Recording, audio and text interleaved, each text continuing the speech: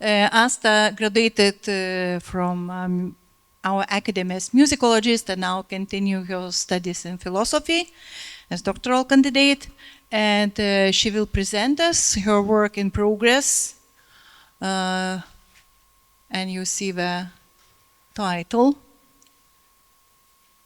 referencing to Deleuzian drift. So, floor is yours, Asta.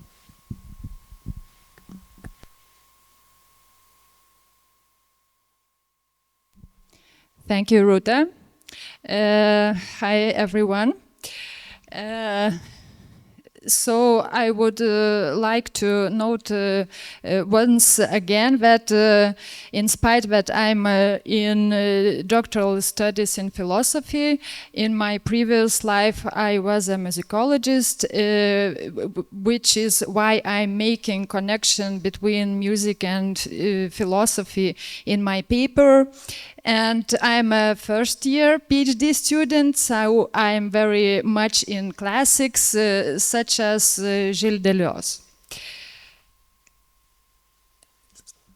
So, in 1978 in Paris, in IRCAM, which stands for the Institute for Research and Coordination in Acoustics and Music, composer Pierre Boulez organized a public session on musical time.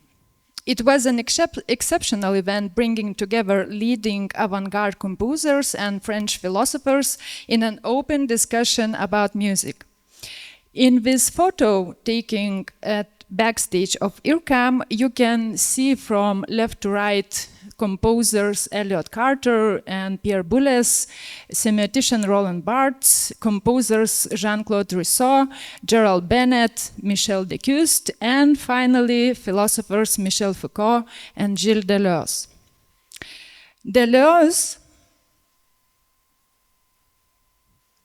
Deleuze began his talk at IRCAM with the concept of non-pulse time, liberated from strict measure and generating a flow of intensive becoming, as opposed to ordered, segmented rhythm and matter. But when he turned to vital sound molecules and their populations, rather than musical notes and tones, the audience became noisy with interruptions quickly following. At one point, a member of the audience shouted that Deleuze was using complicated language which grasps nothing.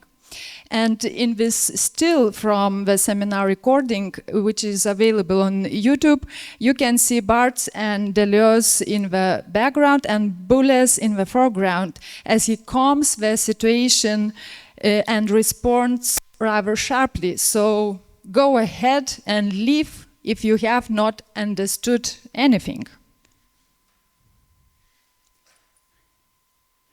And indeed, Deleuze's ontology of music challenges traditional musicology.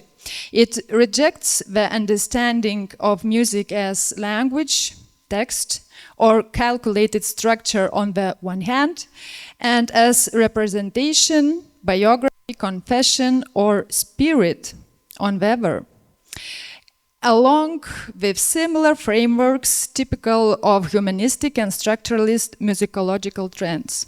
Instead, Deleuze shifts focus from both structure and human-only expression toward material forces and the interaction between organic and inorganic creativity. No longer is the artist at the center. The position is given to a vital matter. Nor is the artist an isolated genius expressing an inner world, but rather becomes involved in the circulation of non-human energy.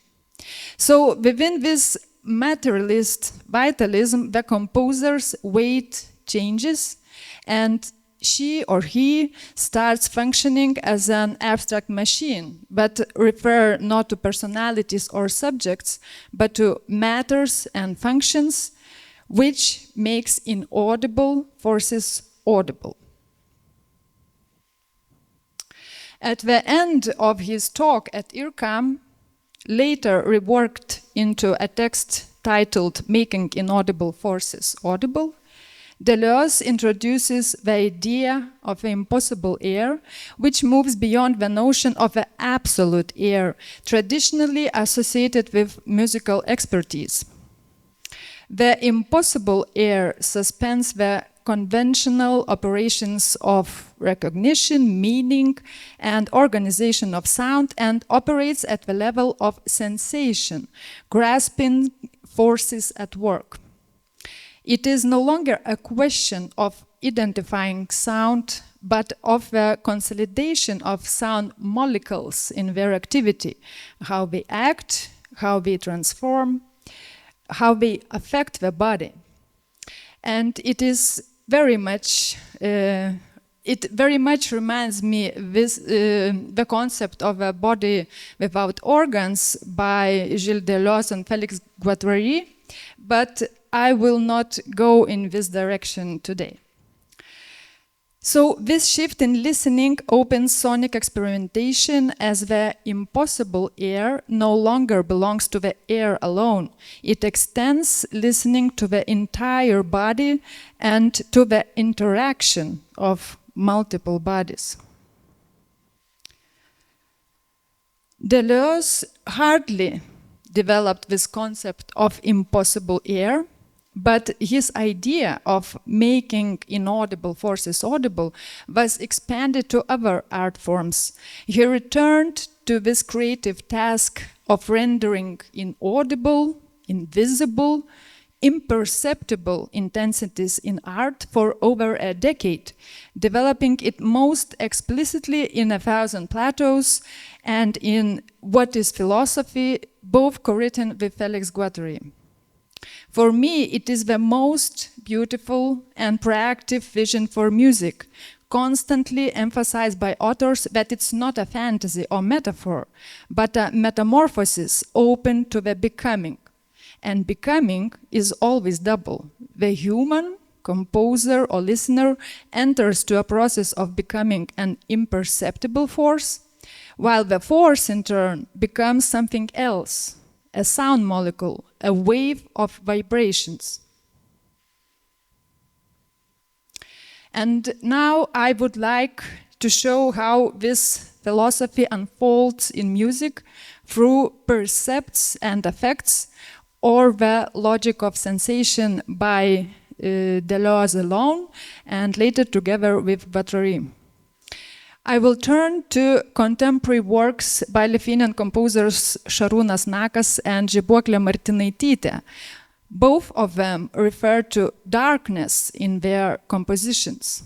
In Hadel Zone, Martinaitytė speaks of making the darkness visible in a way that echoes Deleuzian vision, while shifting it toward the visual rather the sonic one. In Nakas's case, darkness is already inscribed in the title, which is dark matter.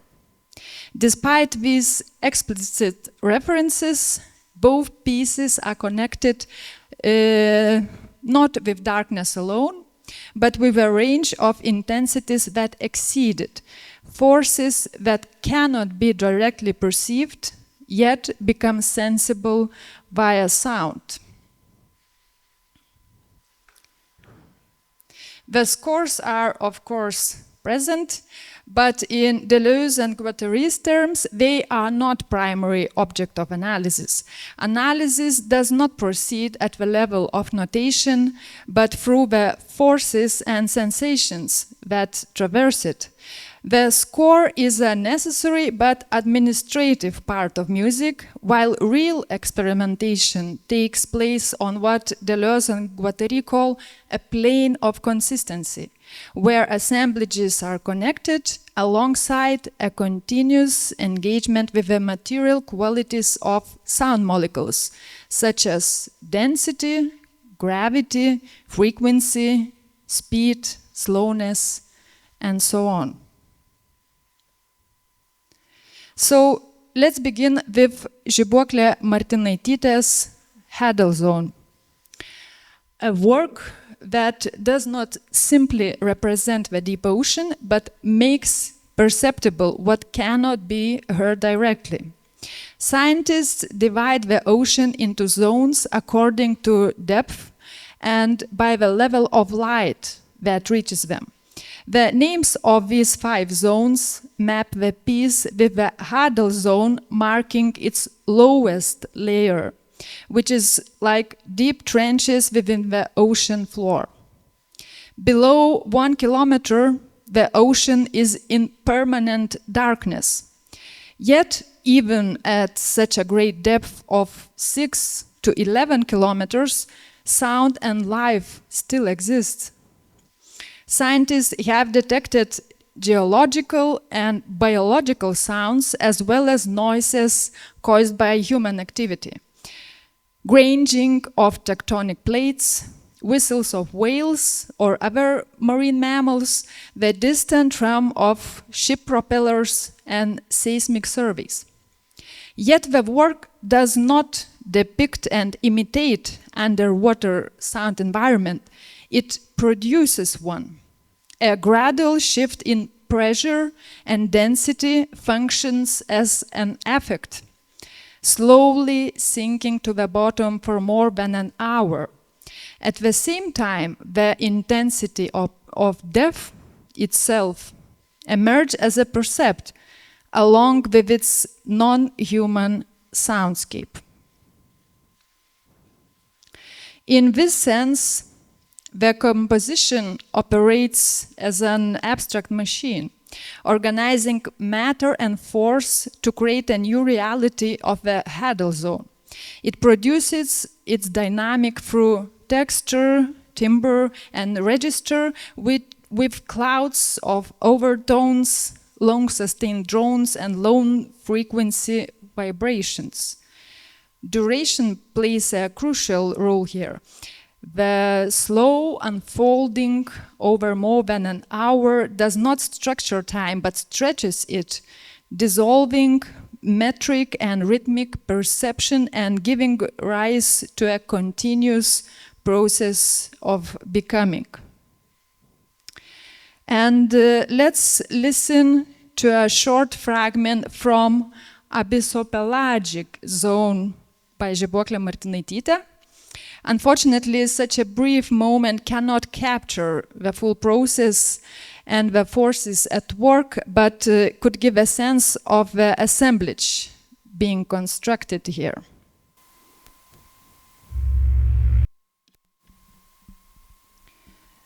The Hadal zone remains largely inaccessible, yet the piece renders its forces audible, not by reproducing sound, but by creating the sensation of pressure, density, and depth.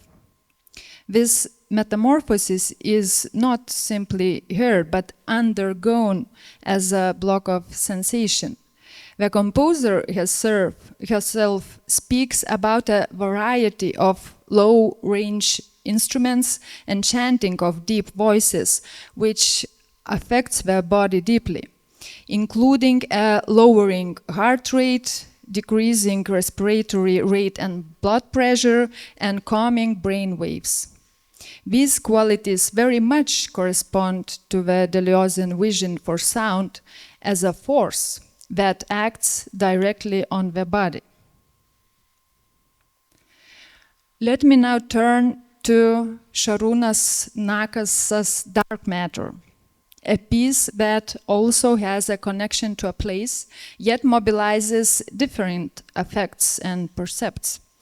The composer has said that one winter, while walking in the Paneriai forest, he felt some strange energy lingering, a massive force behind his back, preventing any sense of calm and relaxation.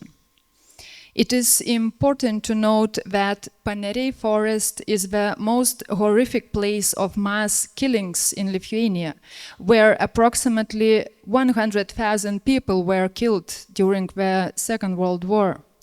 Poles, Lithuanians, Roma, and predominantly Jewish victims of the Holocaust. Yet the work does not represent this history. Instead, it engages with what remains imperceptible yet active, a kind of dark energy or matter that resists explanation but is nevertheless felt. In dark matter, the historically saturated territory of the Paneriai forest is dismantled to the point of force, which is imperceptible, much like the invisible matter distributed across galaxy clusters, known only through its gravitational effects. The composer, making the connection between unspeakable evil and unexplainable matter, draws attention to a domain that resists representation and activates a field of tensions that continue to act. Šarūnas Nakas claims that we know little about this cosmic matter, basically only what it exists and affects us. Hypothetically, its particles attract one another very weakly, yet gradually clusters into drifting masses. The abstract machine of the composition functions accordingly to a similar diagram, connecting fragments of phrases, sonic shivers, asteroid-like chords, emissions of sound particles, glissandos, overtones, in floating, non-pulsed time. And now let's listen for a second fragment from Dark Matter by Šarūnas Nakas, keeping in mind that the piece extends a process lasting more than an hour.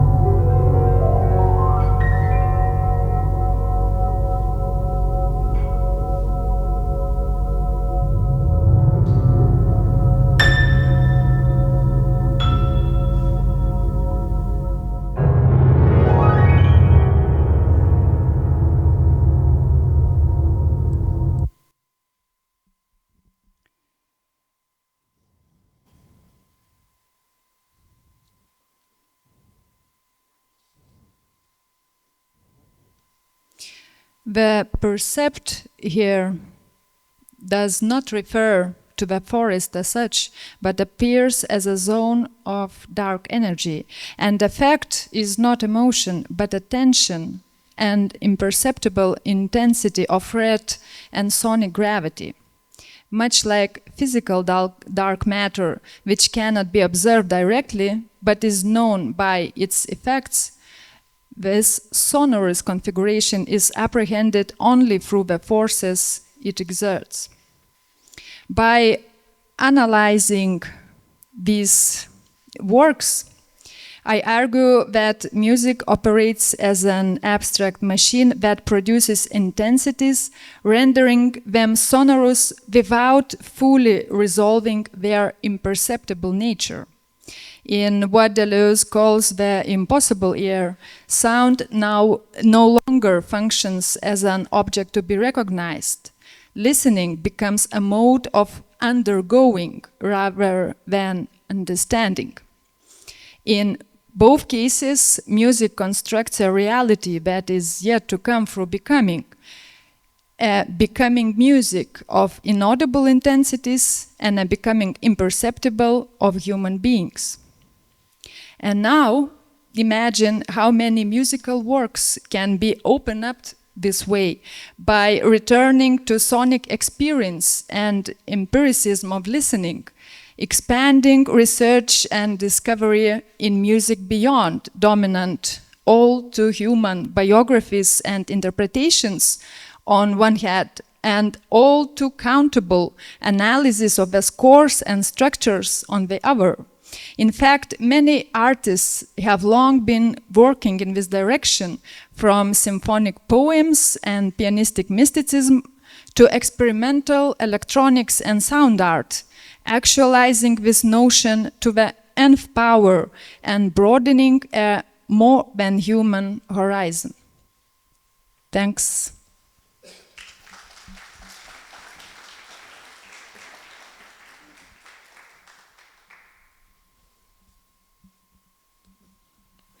So, thank you very much, Asta, for your excellent presentation. And now, questions, comments?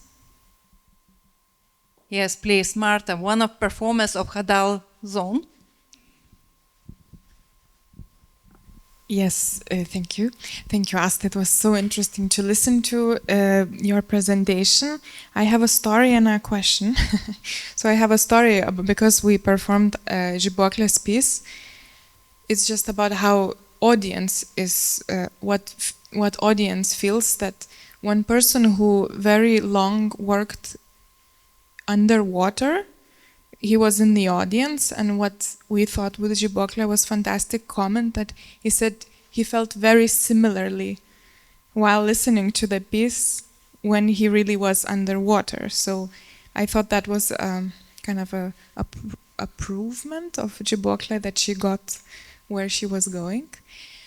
And another thing I wanted to ask about the aspect of technology, because it seems that we are going away from humans, but at the same time it seems that the imagination of these composers going, or very directly goes from what technology allows human now to see.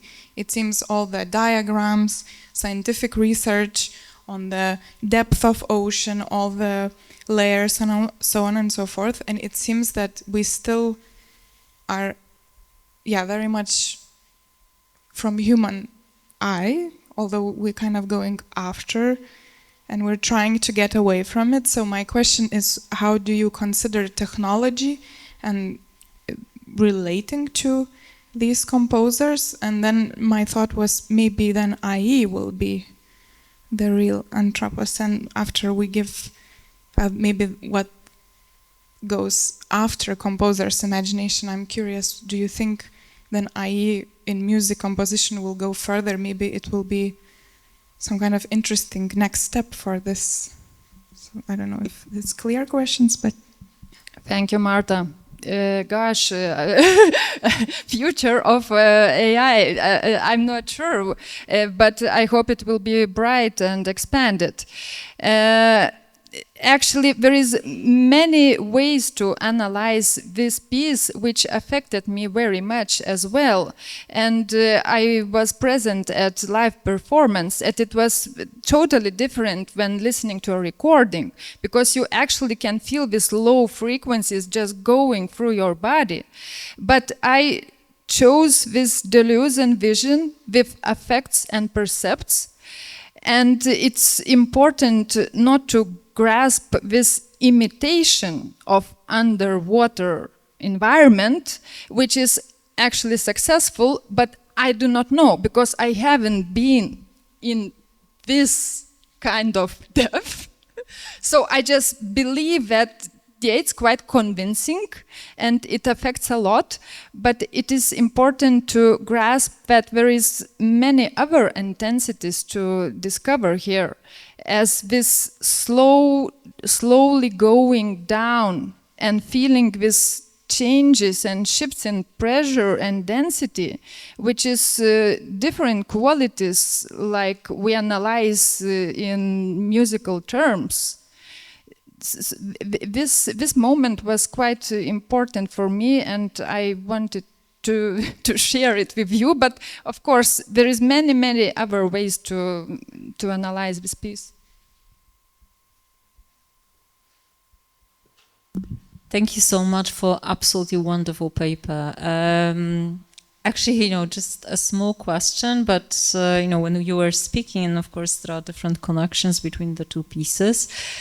And just when you were answering now, the previous question, comment, I wanted to ask you about not only a kind of, different perception in a sense of kind of getting away from this very normative ear and perceiving what becomes audible that was inaudible, so to speak, but also I think this element of a somehow multisensorial perception, because I mean, as you said yourself, and I mean, like any of us, when kind of engaging with music live, and especially thinking about pieces that are very drony, like these ones, I think there is, of course, an element and this is not only due to amplification, but just kind of a sensorial, you can kind of physically feel it via touch or vibration through the body, like when you are in the space where this is performed. So would you like to kind of maybe just say a few words more on just this, kind of little element? Thank you. As you can see in this picture from performance, composers cared about visual part as well, because they made this setup, this lighting, and one is totally red. I don't know why, but it was composer's intention, and the other is blue, of course, and we cannot see, but this light goes to a window in the ceiling, so you are almost like in this Hadal zone, just waiting till sound comes to you. So yeah, this I think all aspects matter, but I just going through sound molecules, following them, and just trying to kind of analyze it differently.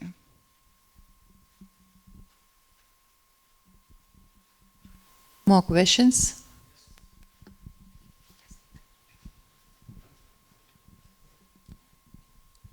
Thank you. Thank you very much for your presentation.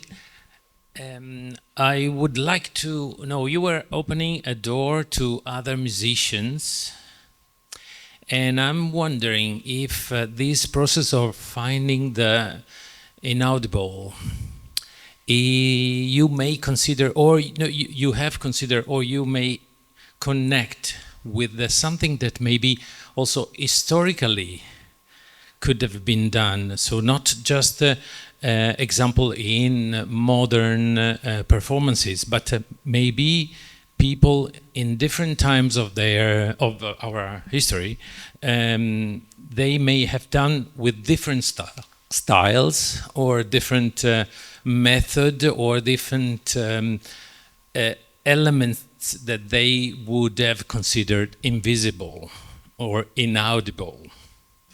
So I'm talking about somebody in medieval time, for example, what was inaudible for them and that they were trying to make audible with the music that they were doing. So it's just a process that is done nowadays, or actually it is something that humans has tried as a performing act to do in every moment of in our history. Thank you. Thank you very much. Very, very interesting question. Actually, I didn't think till the Middle Ages. And in that lecture, which Deleuze participated with other composers and philosophers, they analyzed 5 pieces, but the oldest one was by Debussy. It was a task to analyze 5 pieces, and every of them just grabs different notions.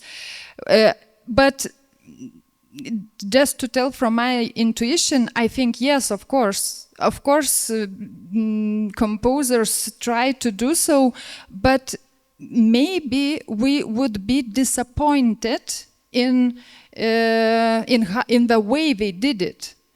For example, we know pieces where composers trying to grasp forces of nature, I mean sea, wind, etc., etc. A lot of pieces with birds and other animals, but usually they are kind of imitating that. And for example, Baroque machines in opera, they are trying to imitate wind and sea. And I don't think so that it corresponds to effects and percepts, because imitation is not a creativity. Yes, I just wanted completely kind of echo, because this is what I wanted to, like, kind of, maybe I did it wrongly, but what my question was about. It seems that this is technology gave us different devices to talk about ocean or different matters, and I think that's very similar to what I wanted to say, that I think that's why I'm asking about what do you think, how technology changes what composers are thinking now, because before they could see the ocean, they could never think about it and just imagine. So I think I just tried to kind of ask the same question about how, but just asked about how do you feel technology, what place in your research does, or for composers, just aspect of technology. Yeah, I analyzed it, I don't know, 16 years ago, because many composers were afraid of technology. But I'm talking about avant-garde composers, for example, such as Boulez or other guys, because I read interviews that they are feeling kind of trapped and controlled by technology, and technology is doing much more better and complicated things than they can do. But for me personally, I don't see that way. I'm going to this more than human with slashes, not with dashes, direction, and thinking how you can expand and how you can create together. But this is actually totally difficult topic. And we do not have a time for that. Only a very short question, because slightly out of time. It's rather a comment. I also believe that even now, mimetic art is an important practice. It's becoming even more important because it allows for shape-shifting for the artists and connecting through this mindful practice. I don't see it as not creative, actually. And I think, for example, for choreographers, it is very important way of working. Yeah, but there is another concept of reference, which I didn't touch at all. So the first phase of reference in Deleuze and Guattari terms is to kind of mark territory, imitate, you can say that, imitate, but you must go beyond that. You must look for deterritorialization. So this territory and imitation is just a first stage, just a practice. Okay, thank you. So thank you very much, Asta, and